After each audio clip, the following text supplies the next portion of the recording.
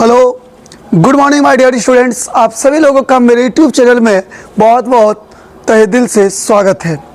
आइए आज हम लोग एवरेज चैप्टर के नेक्स्ट वीडियो को और क्वेश्चन को हम लोग देखते हैं, जो कि बहुत ही इंपॉर्टेंट चैप्टर है for any competitive examination. So please let us start the chapter.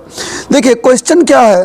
Question है कि क्रिकेट के एक खिलाड़ी के 12वीं पारियों तक कुछ औसत रन था। क्रिकेट का एक खिलाड़ी है, उनका 12वीं पारी तक यानी 12th इनिंग तक कुछ औसत रन था, कुछ ना कुछ एवरेज था। ठीक है, आई डोंट नो वो एवरेज क्या था। आगे कहा गया उसने 13वीं पारी में मात्र 4 रन बनाए। उसने 13वीं पारी में क्या किया, तो 13th इनिंग्स में भी तो उसका कुछ ना कुछ एवरेज होगा, लेकिन 13th इनिंग्स में उसने मात्र जो है 4 ही रन बना पाए। 13वीं पारी में उसने सिर्फ 4 रन बनाए। आगे कहा गया है जिसके वजह से उनके औसत रन में 6 रन की कमी हो गई। जिसके वजह से क्या हुआ, उनके औसत रन में 6 रन की कमी हो गई। कमी बोला इसलिए माइनस नहीं है, यदि वृद्धि बोलता तो हमें आप प्लस करते। जो भी कमी वृद्धि होगा बीच में लिखना है।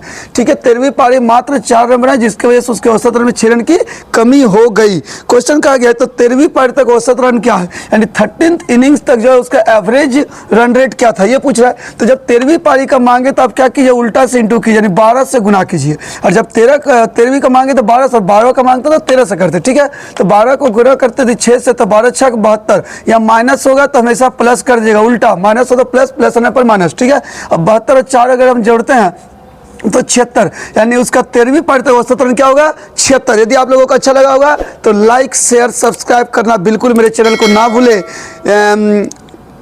इसी तरह मैं आपको वीडियो देता रहूंगा। ठीक है, हम लोग नेक्स्ट क्वेश्चन की ओर आते हैं। क्लियर है?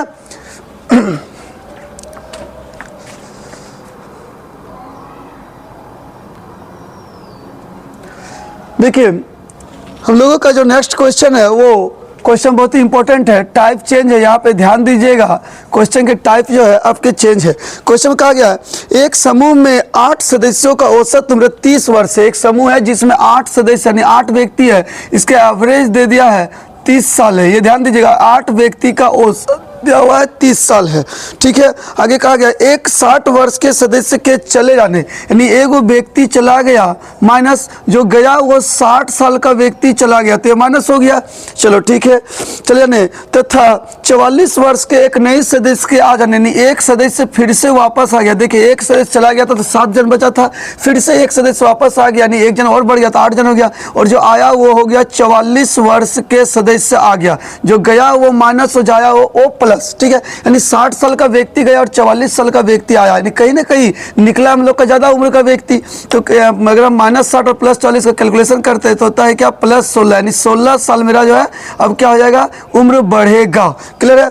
आगे कहा गया है तो चले जाए तो अब नया औसत क्या होगा, बोला गया नया औसत न्यू एवरेज क्या होगा। तो 16 साल जब लोग का बढ़ेगा, कितने व्यक्ति की बात है, तो 8 व्यक्तियों पर हम लोग का फर्क पड़ेगा। तो औसत क्या होगा, 8 दूनी 16, यानी 2 साल हम लोग का क्या होगा, तो यहाँ प्लस है तो प्लस है, 2 साल हम लोग का एवरेज में वृद्धि हो जाएगी। तो बोला अब नया औसत क्या होगा, तो नया औसत जो आप लोग के होंगे ना वो हो जाएगा 32 वर्ष। न्यू एवरेज क्या होगा, 32 वर्ष आपका न्यू एवरेज होगा। समझ में आ गया होगा मेरे प्यारे बच्चों। आप लोगों को अच्छा लग रहा है तो लाइक शेयर सब्सक्राइब करना बिल्कुल भी ना भूले। क्लियर है बच्चों? नेक्स्ट क्वेश्चन को आते हैं।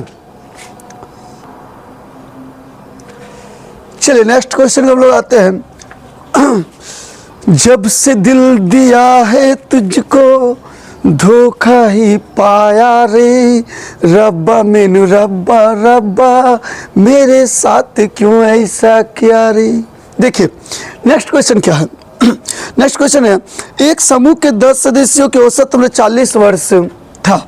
ठीक है, एक समूह है उसमें 10 सदस्य, उसका एवरेज दे दिया है 40 वर्ष। एवरेज क्या दिया हुआ है, 40 वर्ष। क्लियर है? चलो यहाँ तक समझ गए। आगे बोला गया उनमें 2 सदस्य 22 वर्ष और 28 वर्ष के चले जाने, इनमें से 2 सदस्य निकल गया माइनस, यानी एक 22 साल का निकला और एक 28 साल का निकल गया। तो कितना निकला जोड़ दीजिए, 22 28 हो जाएगा आपका 50, यानी 50 साल उम्र जो है घट गया। क्लियर है? आगे कहा गया तो उनके स्थान पर 2 नए सदस्य आ गए, उनके स्थान पर 2 जो है नए सदस्य आ गए यानी प्लस आगे कौन नए सदस्य 26 वर्ष और 34 वर्ष के आ गया, एक जो आया वो 26 वर्ष का है और एक कहा गया है कि 34 साल का आ गया। तो जोड़ेंगे 30 20 50 10 60, यानी 60 वर्ष का व्यक्ति आया, गया था 50 आया 60, यानी कहीं ना कहीं +10 हम लोग का हो गया है ना, कहीं ना कहीं जो हम लोग का +10 हम लोग का एक्स्ट्रा निकल रहा है। ये समझ में आ गया होगा बच्चों। तो कहीं ना कहीं जो हम लोग का, सॉरी उसमें क्वेश्चन में मिस्टेक था क्या, 16 साल हम लोग का कम हो जाएगा ना, ठीक है। तो देखिए हम लोग का क्या है कि इसमें 10 साल हम लोग का बढ़ गया, ठीक है। तो हम लोग का 50 गया आया 60, तो 10 साल बढ़ गया, तो कितना व्यक्ति पर फर्क पड़ेगा, 10 व्यक्ति पर। तो औसत की बात है तो एक साल हम लोग का जो औसत है वो बढ़ जाएगा। तो अब हम लोग का जो न्यू एवरेज होगा वो एवरेज हो जाएगा 41 वर्ष। क्या हो जाएगा, 41 वर्ष। और यही कहा गया कि अब नया औसत क्या होगा, तो नया औसत अब 40 नहीं, वो चेंज होकर के आपका 41 हो जाएगा। समझ में आ गया होगा मेरे प्यारे बच्चों, क्लियर है, ओके। देखिए हम लोगों का जो नेक्स्ट क्वेश्चन है वो क्वेश्चन है, यहाँ पे भी हम लोग कुछ टाइप चेंज कर लेते हैं, कुछ हट करके क्वेश्चन है, ध्यान दीजिएगा। कहा गया 9 आम में से 120 ग्राम के भार वाले एक आम के स्थान पर दूसरा आम लेने से उनकी औसत भार में 20 ग्राम की वृद्धि हो जाती है।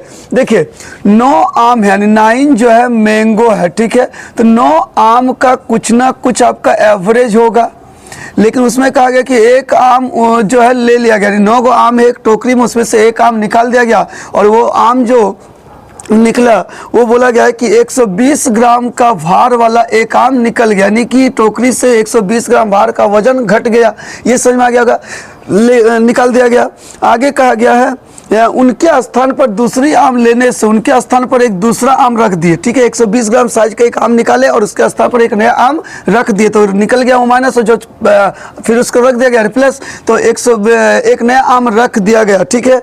रखने से बोला उनकी औसत भार में 20 ग्राम की वृद्धि हो गई। औसत मतलब हर एक आम का वजन 20 ग्राम बढ़ गया, तो 20 ग्राम करके यदि बढ़ गया तो 9 आम का वजन कितना बढ़ गया, 180 ग्राम यहाँ पे बढ़ गया, वृद्धि हो गया, 180 ग्राम की वृद्धि हो गई दूसरा आम लेने से, ठीक है। तो क्वेश्चन में कहा गया है तो नए आम का भार क्या, नहीं जो नया आम जो आप रखे थे 120 ग्राम निकाले थे, उसके जगह पे जो न्यू आम आप रखे थे उस आम का भार क्या, वेट क्या है। तो देखो बच्चों कुछ नहीं करना है, समझने वाली बात है कि 120 ग्राम मेरा निकला था, एक आम निकाले थे, उसके जगह पे दूसरा आम रखे तो औसत 20 ग्राम बढ़ गया, 180 मेरा बढ़ गया, यानी कि जो निकला था वो तो पहले पूरा हो गया, उसके अलावा 120 बोरा बढ़ गया। तो कुछ नहीं करना, इन दोनों के बीच में डिफरेंस कीजिएगा, एक प्लस में एक माइनस में है, ठीक है। तो डिफरेंस जब भी इस तरह होती है जोड़ दिया जाता है, 180 और 120 को यदि जोड़ेंगे तो आ जाएगा 300 ग्राम, यानी उस जगह पे कितने ग्राम का आम रखा गया था, 300 ग्राम। नए आम का जो भार है वो 300 ग्राम का वजन है, क्लियर है, ओके।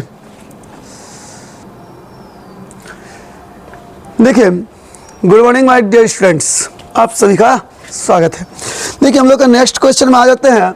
क्वेश्चन में यह है कि 100 संख्याओं का औसत 42 है। देखिए 100 नंबर है संख्या, इसका एवरेज दे दिया है 42, यानी ये जो दिया हुआ ये औसत है, 100 संख्या का औसत है 142, क्लियर है।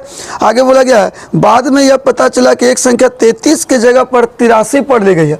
बोले बाद में यह पता चला कि एक संख्या था जो 33 था, उसके जगह पर वो बाय मिस्टेक क्या किया, 83 पढ़ लिया, यानी 33 के जगह पे 83 पढ़ लिया। तो हम यहाँ क्या बोल सकते हैं, यहाँ बोल सकते हैं ना कि गलती से क्या किया, अधिक पढ़ा, गलती से अधिक पढ़ा। तो 33 के जब 83 यदि आप पढ़ते तो गलती से आप अधिक कितना पढ़े, प्लस अधिक पढ़े, 50 एक्स्ट्रा पढ़ लिया, इसलिए मैं यहाँ पे प्लस कर दिया आपको समझाने के लिए, क्लियर है, ठीक है। आगे कहा गया है पढ़ ली गई, तो सही औसत क्या है, तो सही औसत पूछा गया है क्या है, यानी 100 संख्या का एवरेज है 42। बाद में पता चल रहा है आप लोगों को कि 33, एक संख्या 33 था, उसके जगह पर बाई मिस्टेक से 83 पढ़ लिया गया, तो गलती से अधिक पढ़ा, कितना अधिक पढ़ा, 50। तो बोला सही औसत क्या है, इसका मतलब है कि ये जो एवरेज था गलत निकला था, तो सही औसत क्या, तो 50 जो अधिक पढ़ लिया गया था, यानी कहीं ना कहीं औसत की जब बात होगी तो 100 संख्या पे वो प्रभाव पड़ेगा।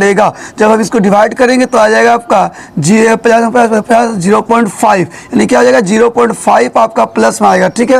यानी ये जो एवरेज था वो 0.5 प्लस होकर के आया हुआ था, तो सही औसत निकालना हो तो 0.5 जो प्लस था उल्टा कर दिए, यानी माइनस कर दिए, यानी आपका सही जो औसत था वो 41.5 होगा। समझ में आ गया होगा बच्चों, आप लोगों को अच्छा लग रहा है तो please I am requested to all of you, please subscribe, like and share my channel, और ऐसे आप प्यार भरा सपोर्ट देते रहे और कमेंट बॉक्स में कमेंट भी कीजिए यदि आप लोगों को अच्छा लग रहा है तो। क्लियर है बच्चों? हम लोग नेक्स्ट क्वेश्चन की ओर आते हैं। देखिए अब हम लोग नेक्स्ट टाइप की ओर आते हैं। इस टाइप का नाम है एलिगेशन। इस टाइप का नाम है एलिगेशन, मिश्रण। ठीक है, इस टाइप से रिलेटेड कुछ क्वेश्चन इस चैप्टर में, ऐसे तो मैं एलिगेशन एंड मिक्सचर बोल के एक चैप्टर है जो मैं आपको आगे बताऊंगा। तो फिलहाल इस टाइप से रिलेटेड इस चैप्टर में कुछ क्वेश्चन है जिसको मैं आपको दिखा रहा हूँ। ये एलिगेशन क्या होता है तो समझिएगा। टाइप का नाम है एलिगेशन। एलिगेशन होता है क्या? तो एलिगेशन क्या होता है ना, एक यूनिट दिया हुआ, यूनिट 1 यूनिट 2, और बीच में हम लोग हमेशा या तो टोटल लिखा करेंगे या फिर हम लोग यहाँ पे एवरेज को लिखा करेंगे। ये बात ध्यान रखिएगा। ठीक है, यूनिट 1 यूनिट 2 बीच में हम लोग टोटल या एवरेज को हमेशा लिखा करेंगे। क्लियर है बच्चों? ये समझ में आ गया होगा। और क्लियर है, क्या लिखेंगे बीच में हम लोग हमेशा? या तो यहाँ पे टोटल लिखेंगे या फिर यहाँ पे हम लोग एवरेज को लिखा करेंगे। क्लियर है? और इस तरह से हम लोग यहाँ पे डिफरेंस निकालेंगे। ठीक है, यही होता है एलिगेशन। एलिगेशन मतलब यूनिट 1 यूनिट 2 समान दिया रहेगा, एक अच्छा एक खराब, या फिर एक मान लीजिए एक तरफ बॉयज दिया है तो एक तरफ गर्ल्स दिया रहेगा। बीच में हम लोग हमेशा टोटल या एवरेज को लिखेंगे। तो मान लीजिए बीच को हम मान लिए मीन, एम मीडियन।